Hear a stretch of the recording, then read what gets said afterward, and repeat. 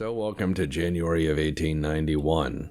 I'm definitely starting the South American arms race on time, but playing a much larger participant than Brazil was by the 1890s.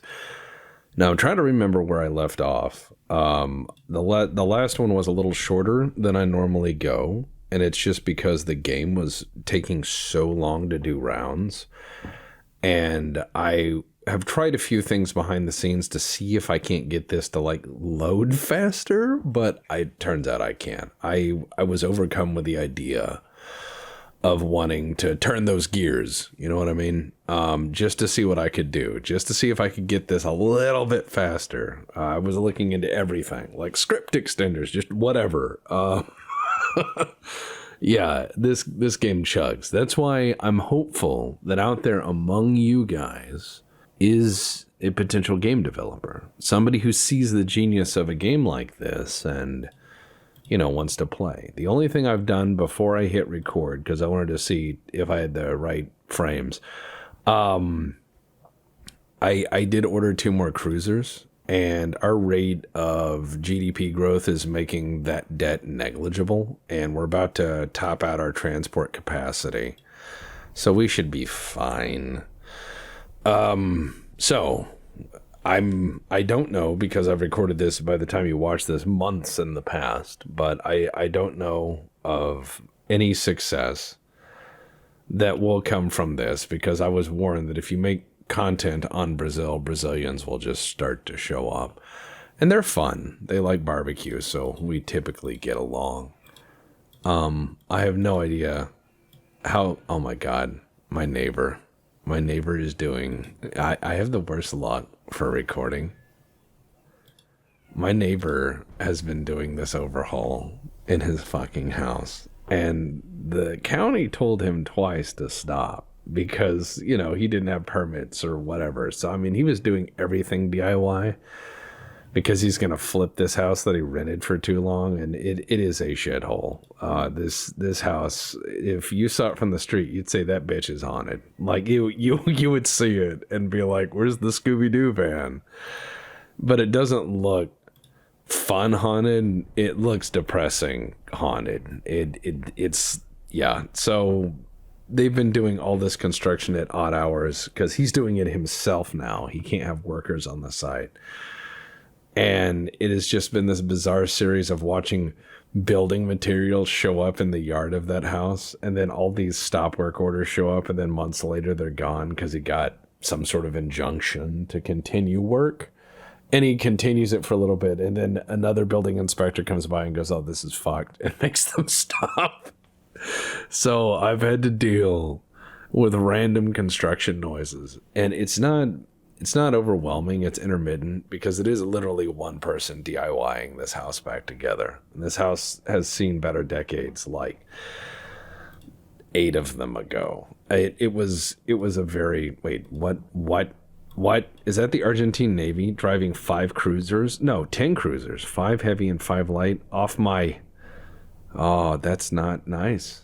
And look at Chile is going after Bolivia again, and Paraguay is going into Argentina, perhaps. Yeah, Argentina's going to take Paraguay. Chile's having a harder time of it. America's got some fleets in the region, so yeah, I suppose we should start talking about stuff. So there was a huge economic boom in Brazil, a huge coffee economy, huge rubber economy. And to ensure that Brazil did not get bothered, this money was practically invested in the best investment of its age to ensure that, 1, everyone notices you as a rising power, and 2, don't fuck with my stuff, and that's a navy. So Brazil passes this naval acquisitions plan of 1904. But as is typical of navies in this era, there's a huge divide between officers who finally have enough money to make all the dreams come true while being unable to compromise on what the future Navy should actually look like. Every Navy does this when they suddenly realize they're going to actually get like transformative amounts of money for funding their forces. Oh my God, let's see. The unrest is a bit high, so I'm just going to blame it on the Koreans on that one. let's see. What? Yeah. Fuck off, Italy. Indeed interesting. I don't care.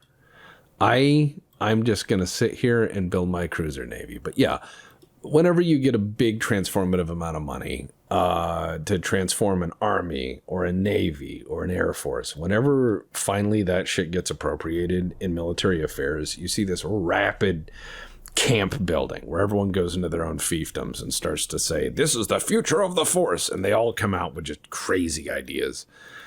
And some of them are more correct than others. Nobody really knows which one is correct because, as you guys probably know from Tech Stocks Battletech, there's this thing where war is your ultimate judge, and you can only make your best guesses, which is where, you get into a lot of philosophies about just designing for overmatch and nothing but overmatch. So you can approach practically any tactical situation with, numerical or firepower superiority, and thus you're left alone.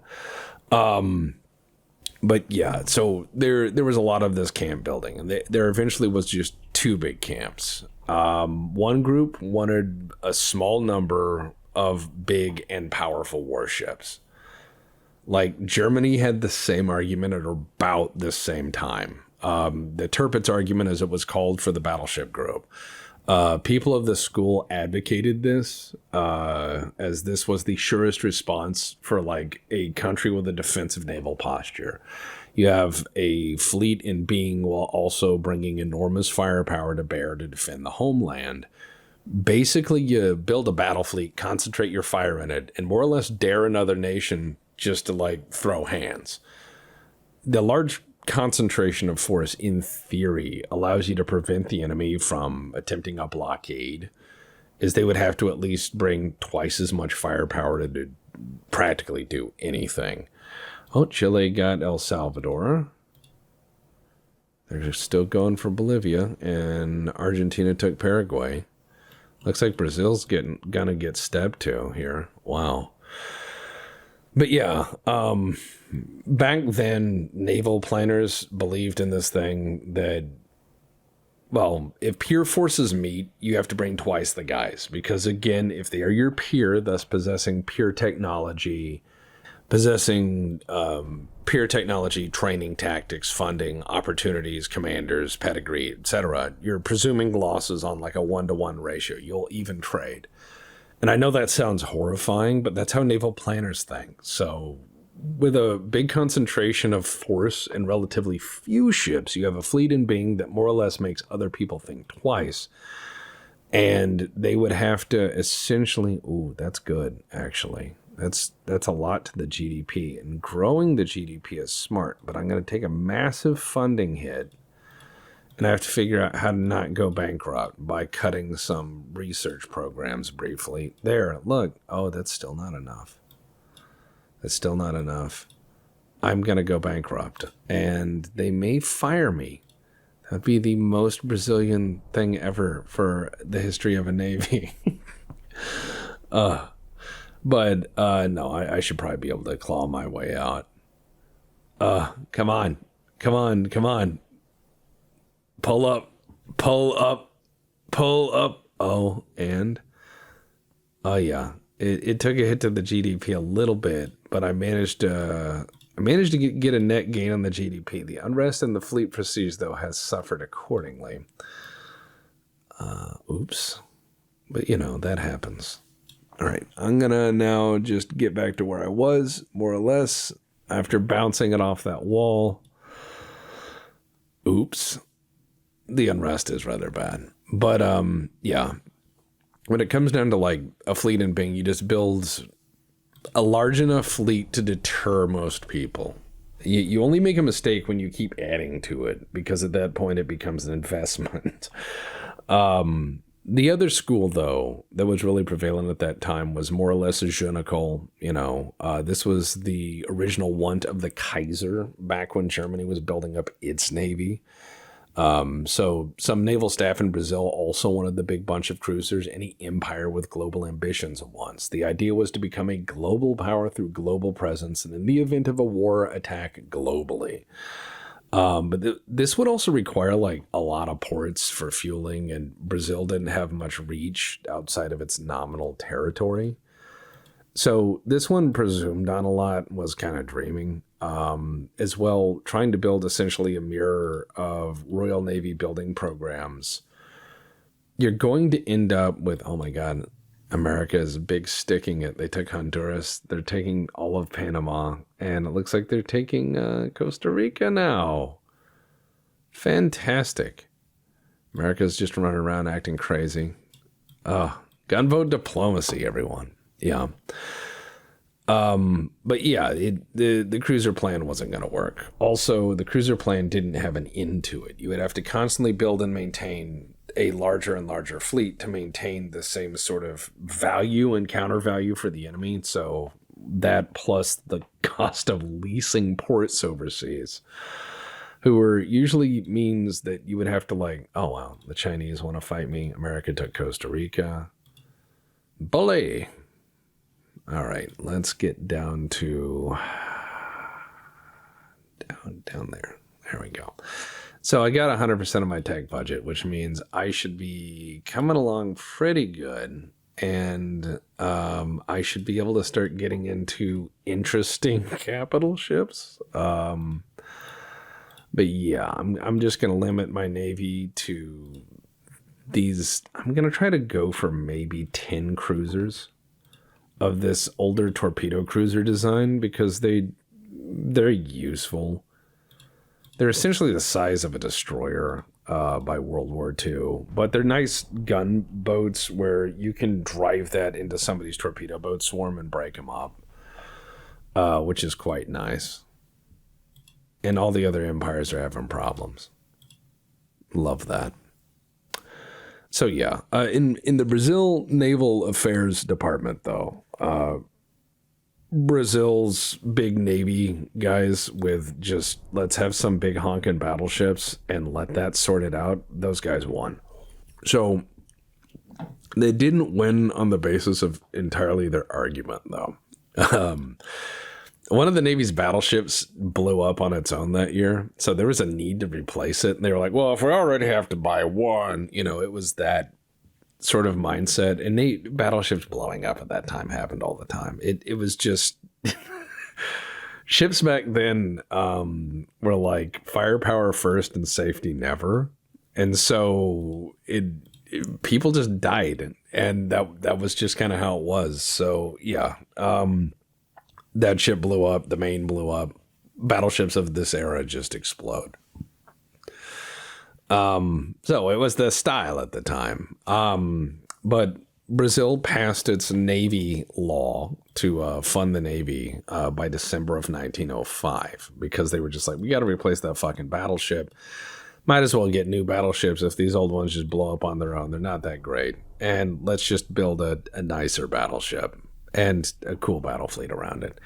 And so they went to like Armstrong Whitworth, which was the Walmart of its age when it comes to things that destroy nations. They are the Sears catalog of mayhem, the Faustian bargain section of the military-industrial complex. For they would sufficiently, like if you had sufficiently national credit levels, like you had something to barter, whether it was, future exports or gold or something, they'd build you an entire battle fleet and enable you to fight a global war. Just sign on the dotted line. And I want to say that while I joke about them, I don't hate the company. They did great work. They were magnificent engineers. I just look at them as kind of emblematic of this masterful self-exaggeration of certain cultures in the Victorian era of that industry. People like Brunel, you know what I mean? It just stands out as like, why not build a rocket ship out of steam? Just crazy dreamers and builders. And it was an era of lots of people in top hats going harumph as they churn out oceans of warfighting product. And their works, again, are worthy of study. They were like one of the most truly terrifying international manufacturing conglomerates of their era. They gave power to nations that could topple others. They were as much kingmakers as kings of the industry. And Armstrong Whitworth's order books at one point contained the fate of future international relations within its margins, and that power does not go unnoticed. So Brazil saw them and was like, yeah, that's for me. And they ponied up and deals were made, right? And for 2 years, they did what most navies did at this time.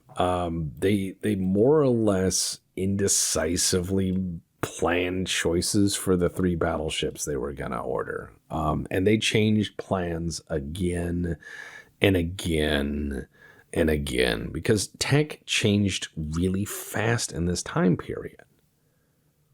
And you have to kind of cut them some slack for that. It's not indecision. It's holy shit. That outclasses everything we have. And so there's kind of a lot of waffling where people aren't deciding, what to go in on next, where navies are starting to suss out some of these nascent ideas of grand battle fleet designs and global operations and everything else. Like this is a huge drawing board for navies.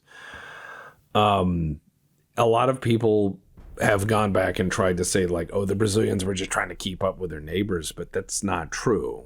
This is just the process of trying to squeeze as much tech in that is useful and also in the style at the time. But you don't want to build something that by the time it rolls off the dockyard, it's obsolete.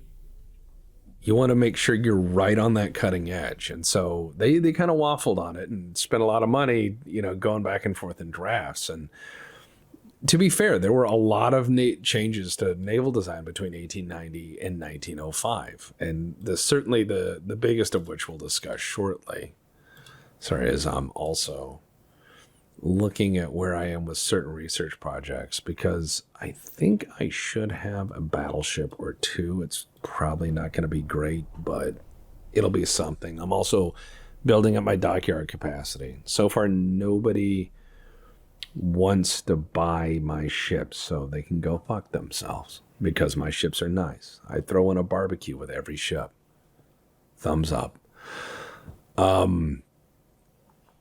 yeah, it took 2 years, about 2 years for them to design and then, start to pay for them. And the stuff was about to get stamped and actually done when the whole work was like already laid down and the prelim work was all started in the major engineering components in good faith. And it was about that time the dreadnought was seen by the Brazilians, and that changes everything.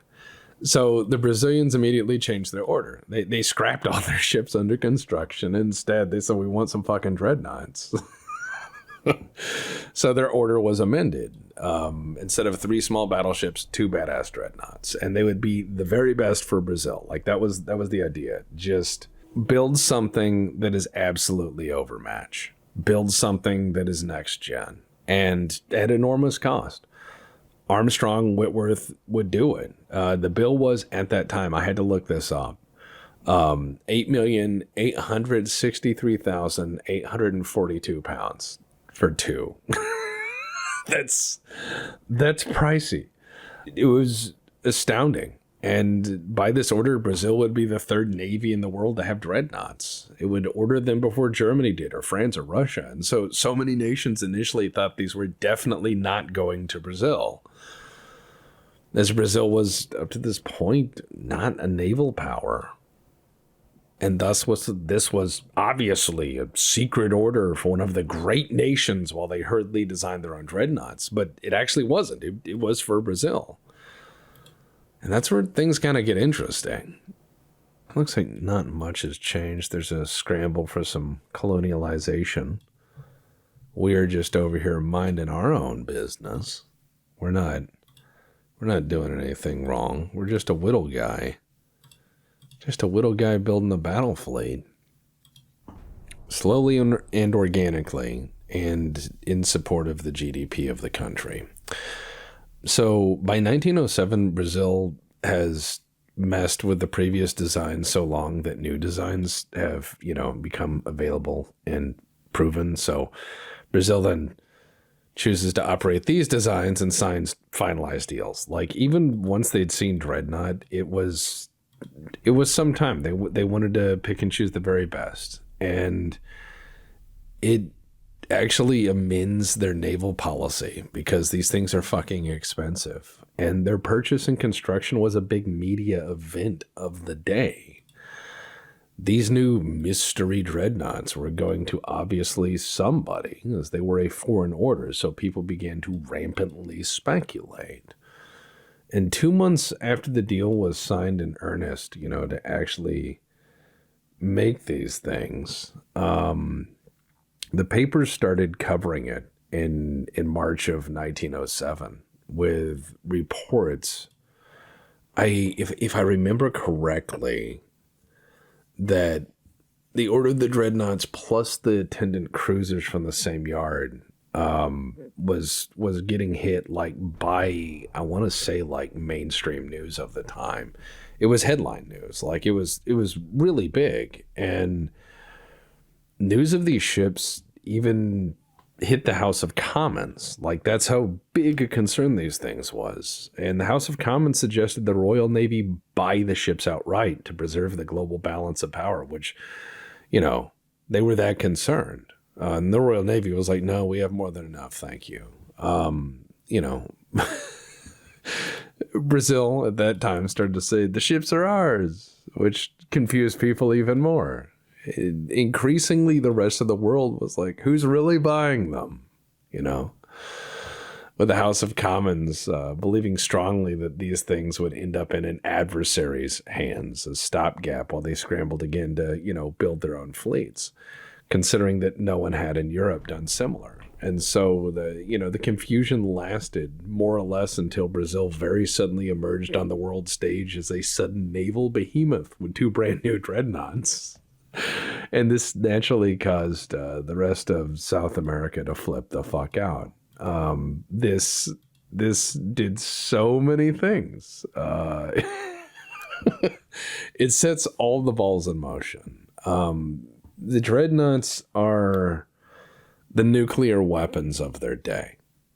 They are unmatched and unparalleled in power among surface warship combatants, with some considerable weakness against innovative weapons like, what happened to the St. Istvan. That whole thing shook things up later on, but Austro-Hungarian Navy, to be fair, was also fairly new as a concept, and so these lessons had to play out for them. That's how navies learn, and history be like that.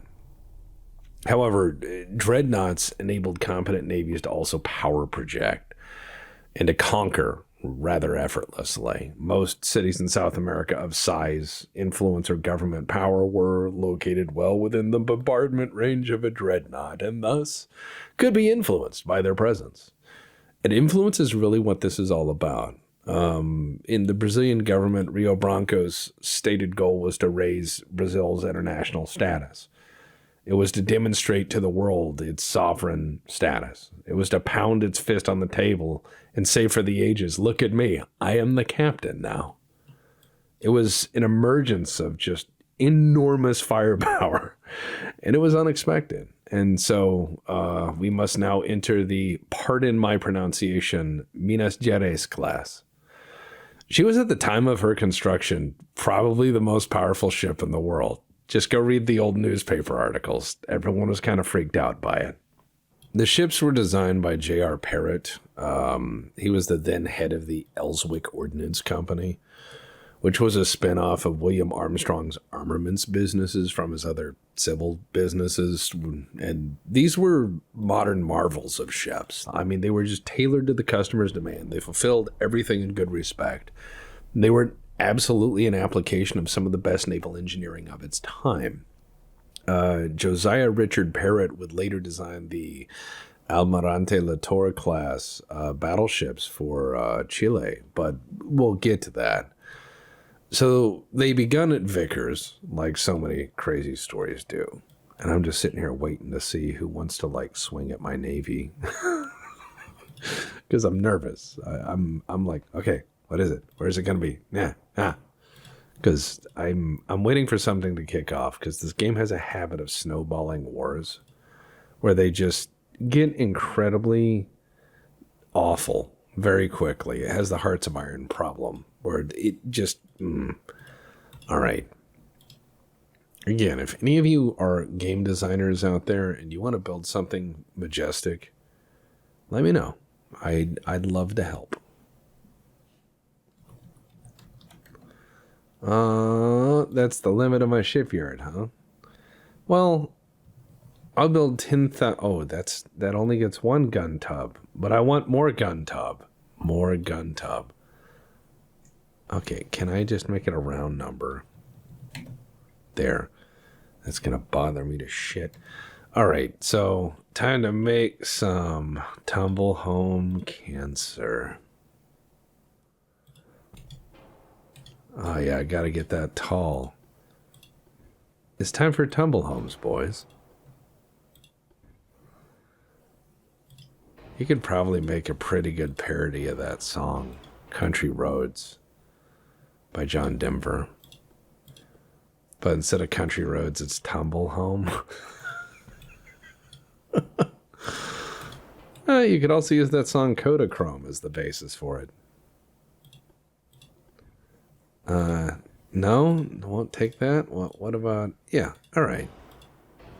This thing is not that big, I'm realizing. But it does have the big boy guns on it, so that's a plus. Ooh, and torpedoes on each side. Ah. And then the leak-inducing guns right at the water line. Yeah, that's always great. We're going to put some of these up here so the officers can pretend to fight. It'll be neat.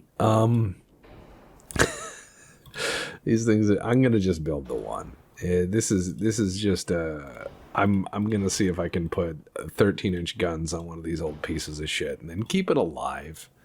It's like a mascot for a time. And it's going to be the one. It's the one magic battleship I got. Wow, 9-inch belt. So that's actually really good for this era because of the early 1890s. The armor's kind of crap. There we go. I'm going to give it a little bit of a citadel. I mean, that's more than most. Oh, the gun turrets in this mod start with like no armor. And I forgot that at one point. And I had a rather spectacular blow through on one of my ships, as you might imagine. And 4 inches of armor on the sides of a gun turret are nothing. So, yeah, this thing is doomed. But it can do 21 knots. Sao Paulo, I launch you now. You're a good boy. You will be my friend. Oh, man, look how expensive you are. I will build one, and you will go live in Rio de Janeiro. Yay. Rio will have a ship. So, yeah. When they began at Vickers, like so many stories, the Minas Geraes had a 13-day lead on construction. And, yeah, Armstrong Whitworth was big enough to build multiple dreadnoughts at the same time as a private entity. I encourage you to look this era up because their work is like insane. It's very evocative of what you think of steampunk Britain. Definitely veering into diesel punk at this point, though. The yard managed to launch the hull, at least from my recollection of the Minas Geraes parcel hull, in September of 2008. And that's the floating bit of the hull, the partial hull, the floating bit with nothing above decks built or fitted out, or in some cases at various shipyards, lacking mini-core components yet delivered or finalized in design. Because a lot of the shit was a rolling edit. It was a work in progress. And you would see navies just continue to adapt them. But sometimes these programs were so fast that, the subcontractors or various partners did not deliver shit in time. So, I mean, it just depended on if the yard was huffing that just-in-time procurement copium or not. Some people were very vertically integrated and could make everything down to the rivets, and some people could not. And that's why these behemoths like Armstrong Whitworth are so impressive. And keep in mind, from April 1907 to September 1905, they managed to finish the hull, and that was with a 4-month workers' strike. That's how long it took them to build this castle of steel. Also, good book. Go read it. While having a workers' strike that shut them down. And when launched, it was christened by the wife of the Brazilian ambassador, and soon thereafter she was put into her trials. By January 1910, it was fully operational. And the Brazilian naval mission wasn't done yet. See, Brazil had gone back and given the option for a third battleship after all, but, a dreadnought this time. However, the tech creep from 1905 to 1910 meant that their design was now behind the times. So they asked Armstrong Whitworth to cancel the third dreadnought and instead prepare a new design. But for now, Brazil had 2 dreadnoughts and had become, as predicted, the 3rd country in the world to possess them. The New York Times in 1908 had called that class the most powerful warships possibly ever yet built. It was something as sensationally worded as that, but I'm paraphrasing.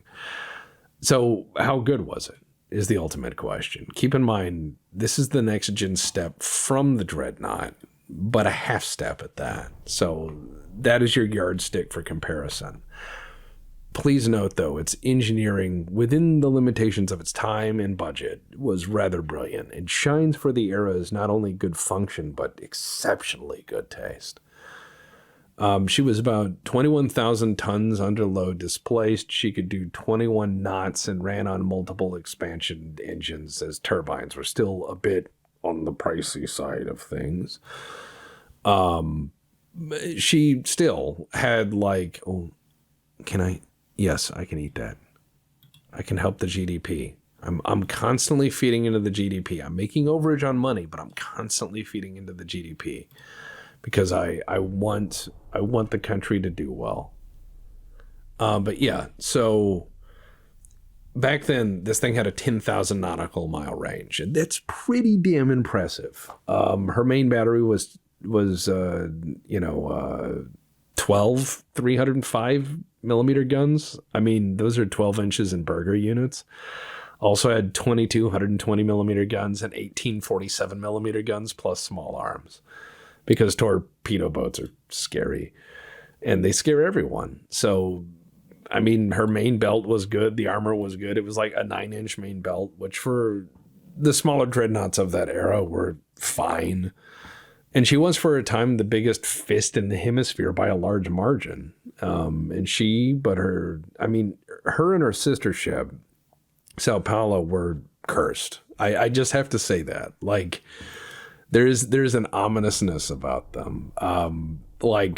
First off, when construction began, Argentina and Chile immediately abrogated and annulled the 1902 treaty. They were just like, nope. And there would be some challenges to their rearmaments for a variety of reasons because of their poor economic conditions. But this set things in motion that can't be stepped back. And things get weirdly heated because, well, new weapons and why not? But I think I'll get to that story next time because it just starts getting weirder and weirder. And it's just this brief bloom of arms expenditure for not much. And ultimately, it ends up in a very strange change of... It's a very strange change of naval affairs that is just brief, and it's like an island of history. It's just there. It's kind of like the fate of the last dreadnoughts in the Black Sea up here. Because the Turks have theirs, and I think one's a battle cruiser that they got from the Germans, and then you've got the Russians' old Imperial dreadnoughts, and they both were fleet in being against each other until the 50s, I want to say. I mean, it's interesting to look at these little oases of history, the vestigial remains of that which once was, and that's a really fun point to really bring up, to try to explore that sort of stuff. Oh, man. I'm just now getting into the point where... let's see. Could I build more shipyard? I should, even though that is expensive. You have to back off the accelerator here for a little bit because I want to make sure I'm still turning a bit profit. But I want to upgrade the size of my shipyard because Once the Sao Paulo's out, I could build another battleship that is slightly larger, which is what a lot of navies did back during this time period. You'd build one or two ships. Build pairs, and the next one would be like 20% better. The next one would be 20% better. The next one would be 20% better. And then by the time the oldest ships are like 20 years old, you turn them into something else or scrap them. And so you just have this constant chain of innovation when it comes down to building stuff for your Navy. And you don't build really broad classes unless there is an imminent threat. You know, like, oh, war is on the horizon. So instead of 2, I'm going to build 6 or 8. With small changes in between as changes occur. And yeah, best practices and then, you know, war conditions. Wow. I'm just going to say Navy has nothing to do with corruption caused by politicians. Hell yeah. I got unrest 0, baby. Probably because I have a really decent government and everything's fine for now. Asterisk, there could be a fire or something that I'm not seeing. But we have a fleet, and I'm going to probably upgrade the...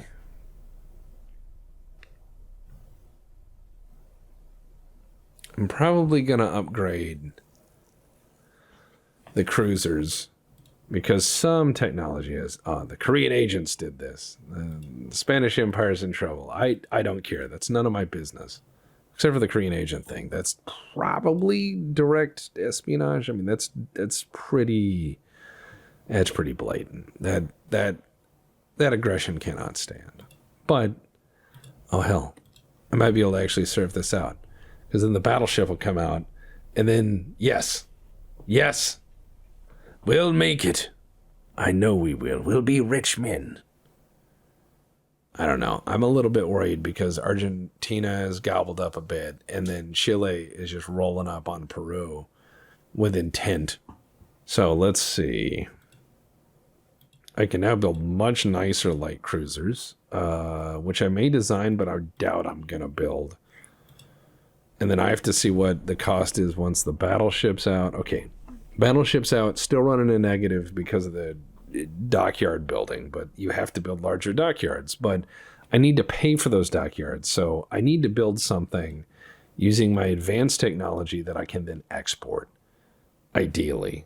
Which means probably a pretty... There we go. I would say probably a pretty decent modernish light cruiser that's cheap. Because no one's going to line up and buy your battleships unless you're one of the big boys. Because that's when you have all the power. All right, 3,000 tons. I'm going to put some of the fancy upgrades on there. Some of that factory undercoating. I don't know that bullshit. 5-inch guns, because why not? Yeah, that's a cool ship design. Looks like it belongs in Monopoly. All right, so we'll do triple expansion steam engine, and we'll say it can do 22 knots. And it's going to have paper for armor.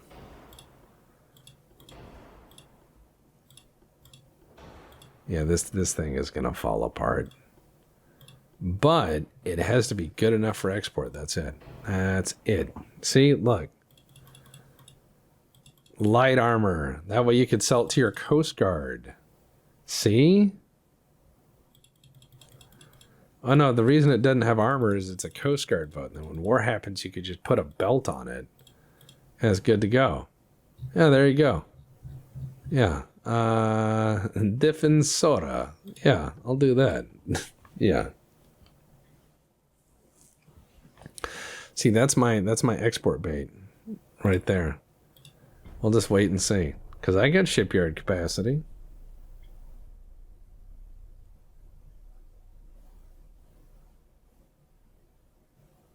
Wow. The Ottoman Empire building the Hadrian Barbarossa.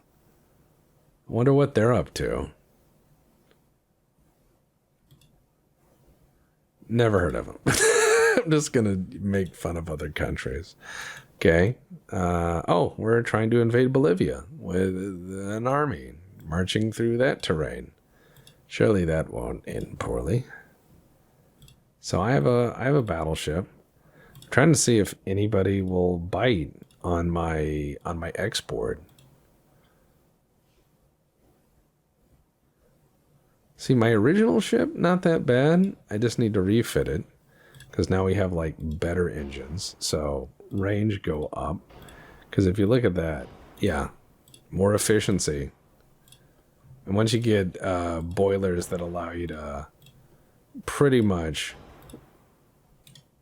Once you get boilers that allow you to force air through that thing, it really does help.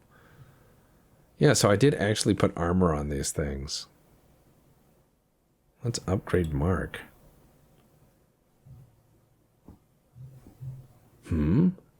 Oh, the turrets. Right, because they're the newest version, or what have you. I see. I got it. Mark II, 3-inch guns. Or sorry, is that? Yeah, that is a naval 3-inch gun. All right, good. Let's see. A little more aluminum for the officers. Enhancing the belt. Just a little bit. And then adding another sliver of armor. But yeah, we can just keep upgrading these things and putting them in the army. And then what's the cost? 1 month, and yeah, it costs nothing to overhaul those things. Hell yes. So we've made it almost to 1895. We've not had a revolution. we have a battleship and 10 cruisers, and I could build anything I wanted. So the question is, what will I build next?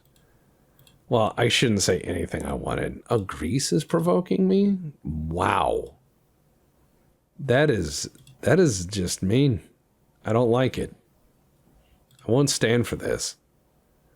I will be able to build semi-dreadnoughts in 35 months. Geraes, I'll come up there, young man. I'll do it. The Brazilian invasion of Geraes. We'll see. I might just invade Maine again. See you next time, guys.